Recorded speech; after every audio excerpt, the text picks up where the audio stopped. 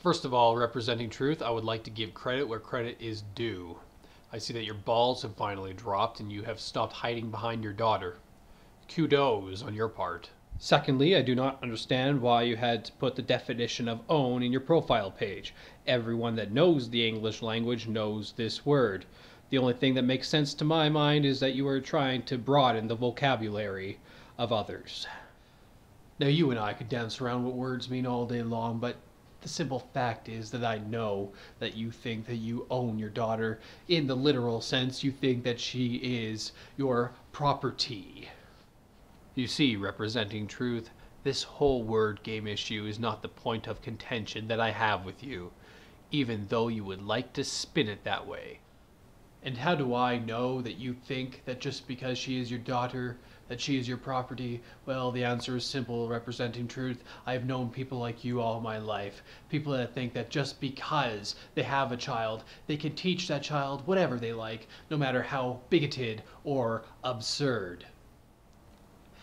In my opinion, you gave up the right of fatherhood when you abused your child. Yes, I call what you did to her abuse.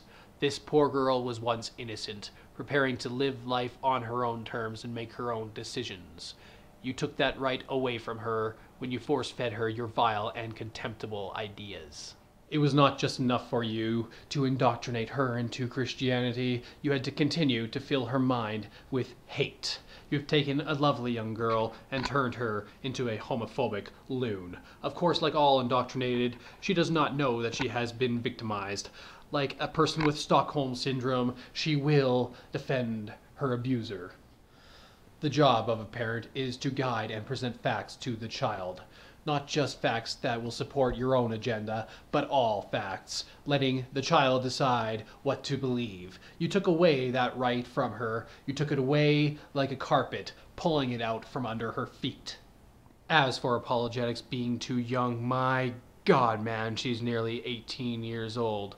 For all intents and purposes, she is an adult, and as such, she has to be held accountable for the viewpoints that she shares with the worldwide community.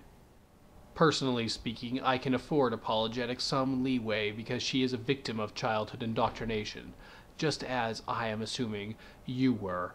But the difference between you and her is that she has not had her entire life to overcome childhood indoctrination, and you have.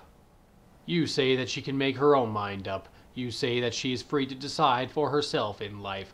I don't buy that. This reminds me of the baby elephant syndrome. When a baby elephant is taken into captivity, it still desires freedom. To break the elephant to the master's will, they tie a rope or a thin chain to the elephant's foot and attach the other end to a post or tree. An adult elephant could easily uproot the tree. An adult elephant could easily make its escape.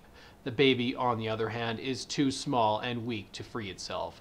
At first it will try to break free. It will pull against the rope with all its might, but the rope will not snap. The tree will not budge. As the elephant ages, it eventually stops trying to break free. It is now conditioned to accept that it will never again roam the savannah. It will never again feel freedom. The elephant stops trying. The elephant will never try again. As you can see, the adult elephant has the strength to break free from its bonds, but it has been conditioned to feel otherwise. In this same way, apologetics, by your standards, has the freedom to break away from childhood indoctrination, but the sad truth is that most likely will never happen. But for the sake of argument, let's say that apologetics did break free from childhood indoctrination.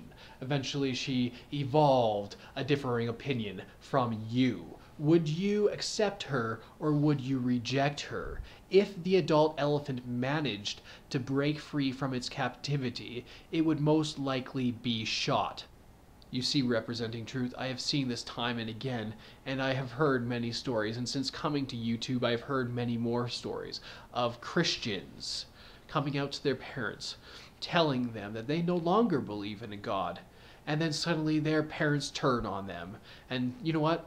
That is enough to break the parental bond with the child. You see, that's not love.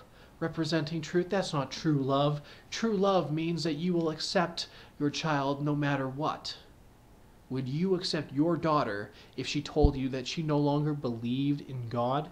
Would you accept your daughter if she actually told you that gay marriage was not a problem? Would you accept her or would you reject her? Would you disown her? Would you make her feel like garbage? I have been wondering something representing truth. When the amazing atheist told people that he was going to pwn your daughter, she took down all of her videos. Now, her new leaf, her new attitude is that she is not afraid. But why would a person not afraid take down her videos? I am assuming that she wanted to spare herself the public humiliation on the internet. She got scared. She took down her videos in the hopes that TJ would back down. He did not. Now, it's perfectly okay to be scared of being publicly humiliated, especially when you have a viewpoint that is obviously stupid. But then, you know what I think happened? I think Daddy Dearest saw that his beloved daughter was backing down and he could not handle that. He wanted her to come back, even if that meant being humiliated even more. What kind of loving father are you? What kind of person wants to throw his daughter to the wolves? Because, yes, representing truth, she is old enough to take responsibility for her own actions and for what she says. She is on YouTube, she's playing with the big boys now, and she will be held accountable. Apologetics, I know that you think I'm the enemy, but I'm not. I'm just someone that has gone through the pains of childhood indoctrination. I know exactly what it feels like. And if you ever want to contact me, I will be happy to answer any of your questions. I won't even tell anyone. It'll be completely anonymous, okay?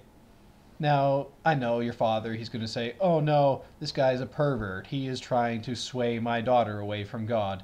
That is not my intention. I just want you to think for yourself. Just ask questions. If you think that your father would deny you his love just because you don't believe the same way that he does, that's not love. Ask yourself that.